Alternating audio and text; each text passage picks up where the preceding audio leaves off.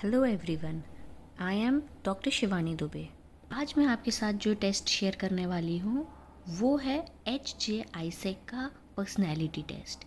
इससे हम किसी की भी पर्सनैलिटी के ट्रेट के बारे में पता कर सकते हैं।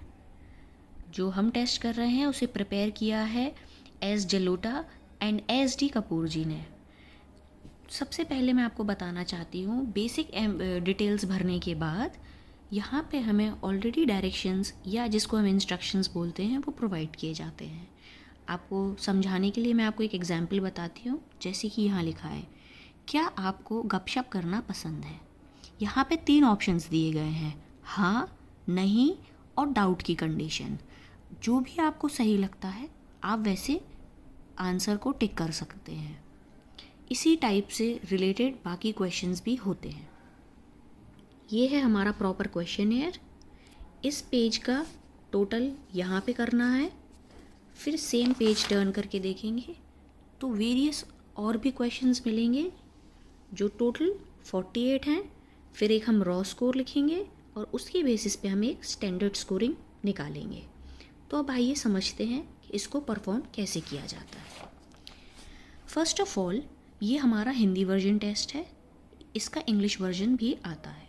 नाउ, जब आप किसी क्लाइंट को या स्टूडेंट को परफॉर्म करने देते हैं ये टेस्ट, तो आपको उनको प्रॉपर इंस्ट्रक्शंस देते हुए बताना है, try not to think much, ज़्यादा समय ना लें अप्लाई करते में, प्लस 10 से ज़्यादा क्वेश्चन इस वाले सिंबल पे आंसर नहीं होने चाहिए, वरना हमें टेस्ट दोबारा रिपीट करने बोलना पड़ेगा।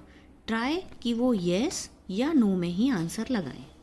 नाउ, ये तो हो गया क्लाइंट के या स्टूडेंट के रिलेटेड कि कैसे परफॉर्म करेंगे वो। अब आते हैं एज अ टीचर या एज अ स्टूडेंट जो BA कर रहे हैं, MA कर रहे हैं, वो इसकी स्कोरिंग और इंटरप्रिटेशन कैसे करेंगे। बहुत इजी है।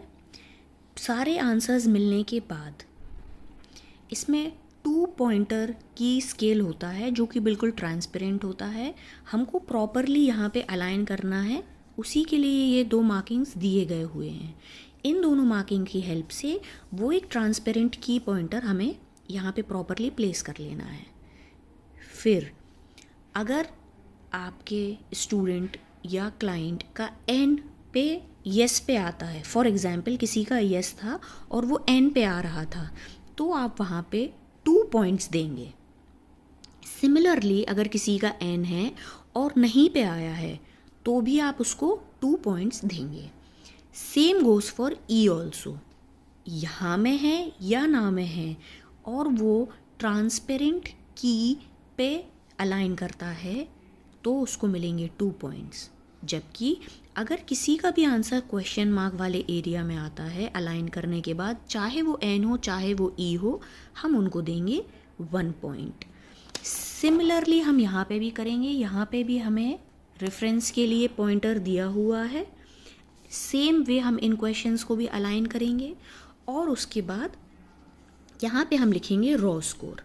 एक रॉ स्कोर जब आ जाएगा तो हम टेबल से मैनुअल की मदद से स्टैंडर्ड स्कोर निकालेंगे।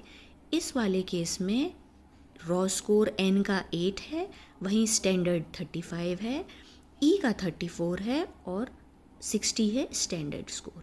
अब आते हैं ये N और E होता क्या है। तो आप लोगों को पता होगा, आईसेक ने जो अपनी थियोरी दी थी उसमें उन्होंने introversion, extroversion, neuroticism versus emotional stability और साइकोटिसिज्म की बात की थी। तो यहाँ पे हमारा N न्यूरोटिसिज्म के ऊपर है और E इमोशनल स्टेबिलिटी को दर्शाता है।